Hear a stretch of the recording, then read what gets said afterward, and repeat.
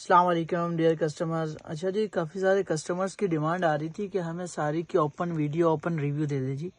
ठीक है, आज आपको सिल्क की शमा सिल्क पर जो साड़ी है इसका ओपन रिव्यू देने जा रहे हैं। ठीक है, 3 कलर के अंदर ये फ़िलहाल अवेलेबल है। ठीक है, फर्स्ट इसका आपको ब्लैक का ओवरव्यू दे देते हैं।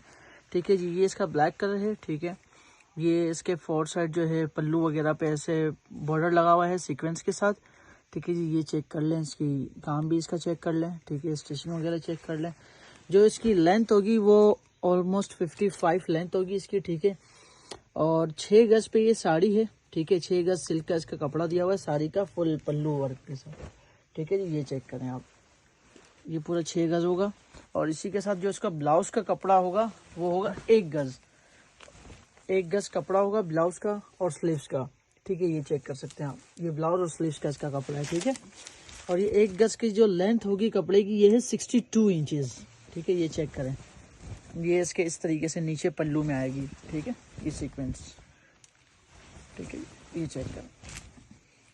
ठीक है, बहुत खूबसूरत साड़ी है और बहुत डिमांडेड आर्टिकल है। ठीक है, बहुत लिमिटेड स्टॉक है हमारे पास। सो जिसका ऑर्डर्स हो ना, वो एज सून एज पॉसिबल अपने ऑर्डर्स बुक करवाएं।